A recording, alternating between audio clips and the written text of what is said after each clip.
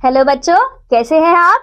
नए पाठ में आपका स्वागत है। आज हम पढ़ेंगे पाठ 14 काल एवं वाच्य। क्या कहता है पाठ? काल क्या है, वाच्य किसे कहते हैं, काल एवं वाच्य का व्याकरण में क्या महत्व है, आइए पाठ के माध्यम से जानते हैं। आओ चर्चा करते हैं। काल की पहचान कैसे की जाती है तथा वाच्य का वाक्य पर क्या प्रभाव पड़ता है, मित्रों से चर्चा कीजिए। काल, इस चित्र को देखकर इस पर आधारित कुछ वाक्यों को पढ़ते हैं। मैं कल पिताजी के साथ बाजार से फुटबॉल लाया था। अब मैं अपने भाई के साथ फुटबॉल खेल रहा हूँ क्योंकि 1 महीने के बाद मेरे विद्यालय में फुटबॉल प्रतियोगिता होगी। उपयुक्त वाक्यों में क्रिया के होने के समय का बोध हो रहा है, जैसे लाया था, खेल रहा हूँ और होगी। ये तीनों क्रियाएं अलग अलग समय का बोध करा रही हैं। इससे क्रिया के समय का पता चल रहा है। इसे ही काल कहा जाता है। काल, क्रिया के जिस रूप से उसके होने के समय का पता चलता है उसे काल कहते हैं।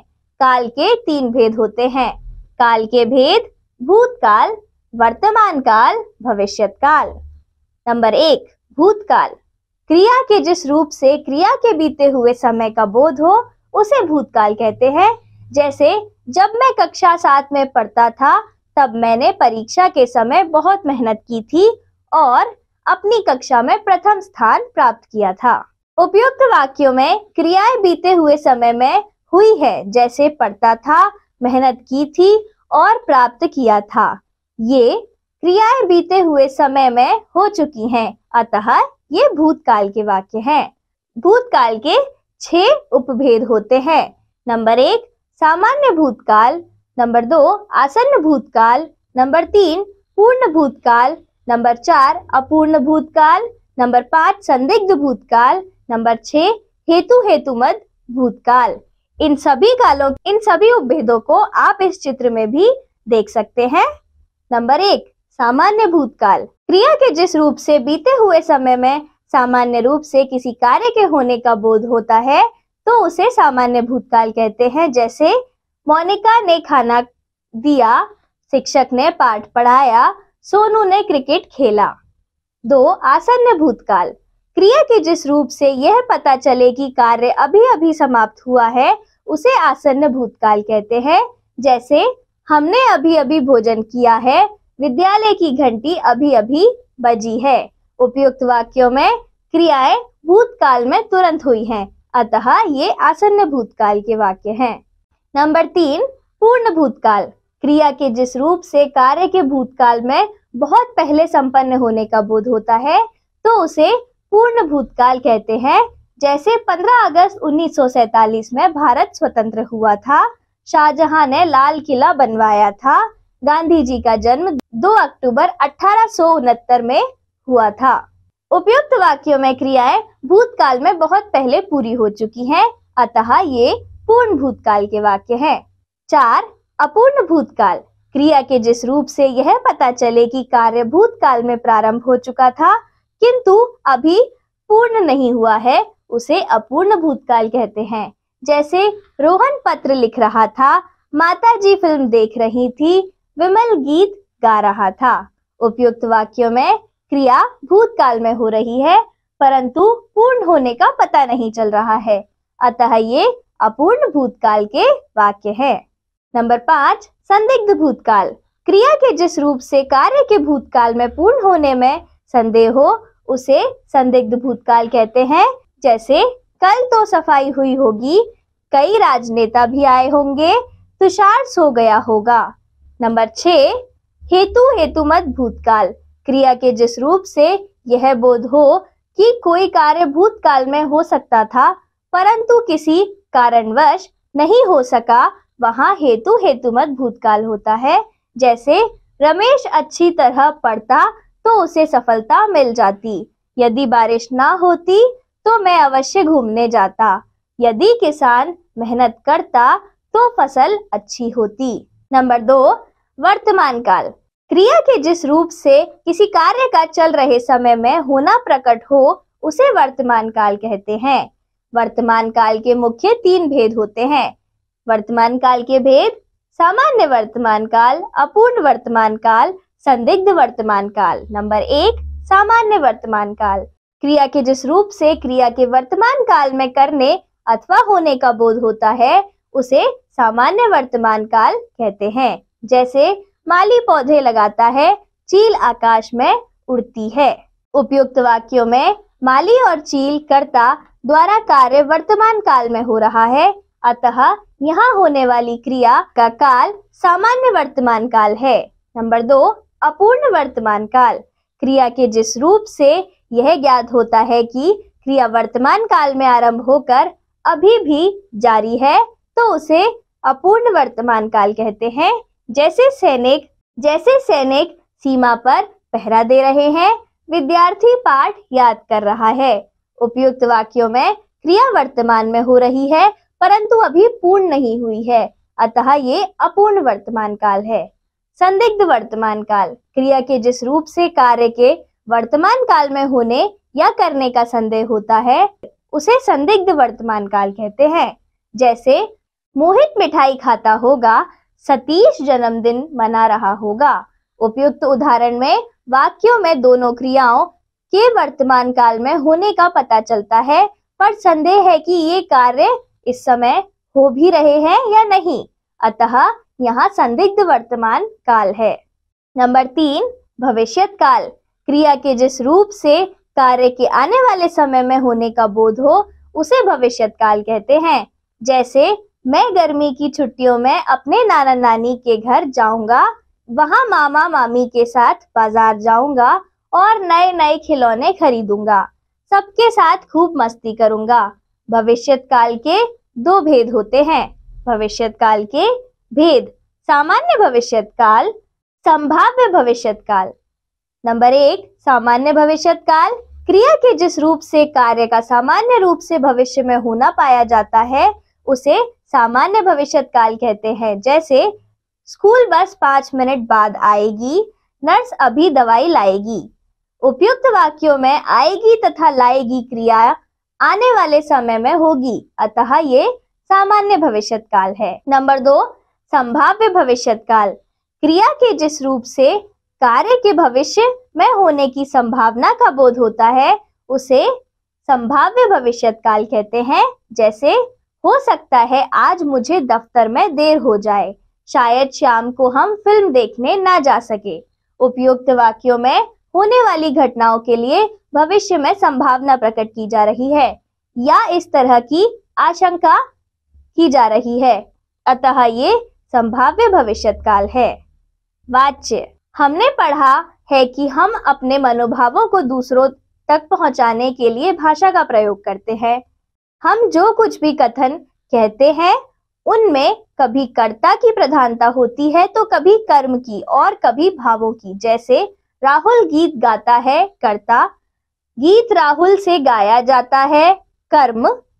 राहुल से गीत गाया नहीं जाता है, भाव।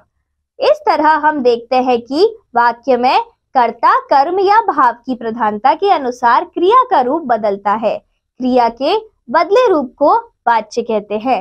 वाच्य क्रिया के किसी रूप से यदि यह पता चले कि क्रिया का मुख्य विषय कौन सा है, कर्ता, कर्म या भाव, तो उसे वाच्य कहते हैं।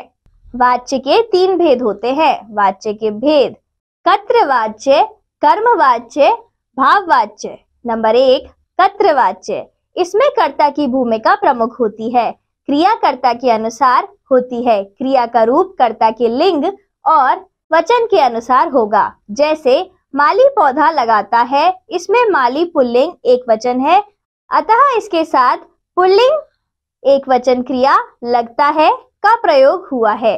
कर्तृवाच्य में अकर्मक और सकर्मक दोनों प्रकार की क्रियाओं का प्रयोग होता है। नंबर 2 कर्मवाच्य। इसमें क्रिया का रूप कर्म के अनुसार होता है, अतः कर्मवाच्य में से या के द्वारा का प्रयोग इसमें हमेशा सकर्मक क्रिया होती है, अतः कर्मवाच्य में से या के द्वारा का प्रयोग होता है। इसमें हमेशा सकर्मक क्रिया होती है क्योंकि अकर्मक क्रिया का कर्म होता ही नहीं। जैसे पौधे माली द्वारा लगाए जाते हैं।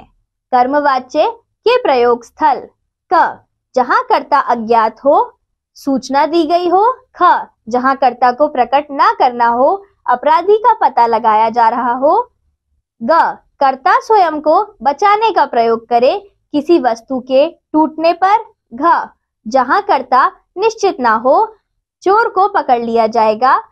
अंग, अधिकार अथवा घमंड जताने के लिए, जैसे यह मिठाई हमसे नहीं खाई जाती, दोषी को पंचायत के सामने पेश किया जाए। च, जब कर्ता अज्ञात हो अथवा उसे प्रकट करने की इच्छा ना हो, जैसे मनी ऑर्डर भेजा गया, असहाय की बात नहीं सुनी जाती। छ, जब कर्ता सरकार, सभा, समाज आदि हो, जैसे भूकंप पीड़ितों के लिए सरकार द्वारा अनाज भेजा गया, सामाजिक संस्थाओं द्वारा जनहित के अनेक कार्य किए जा रहे हैं। ज, आशक्य भाव दर्शाने के लिए, जैसे अब खाना नहीं खाया जाएगा, अब तो खेला भी नहीं जाता।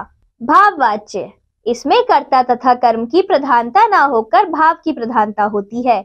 इसमें भी कर्मवाच्य की तरह वाला या के द्वारा का प्रयोग किया जाता है। इसमें नहीं शब्द भी प्रयुक्त होता है, जैसे मुझसे बोला नहीं जाता। भाववाच्य के प्रयोग स्थल का, भाववाच्य का प्रयोग असमर्थता या विवशता प्रकट करने के लिए किया जाता है, जैसे अब लेटा नहीं जाता, दिन भर कैसे बैठा जाएगा।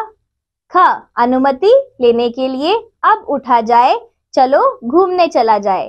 कर्तृवाच्य और कर्मवाच्य में अंतर। कर्तृवाच्य क्रिया, कर्ता के अनुसार, जैसे पिताजी अखबार पढ़ रहे हैं, पिताजी कहानी पढ़ रहे हैं। कर्तृवाच्य कर्मवाच्य, कर्म के अनुसार, जैसे पिताजी द्वारा अखबार पढ़ा जा रहा है, पिताजी द्वारा कहानी पढ़ी जा रही है। कर्मवाच्य, उपयुक्त उदाहरण से कर्तृवाच्य के उदाहरणों में क्रिया कर्ता के अनुसार हो रही है।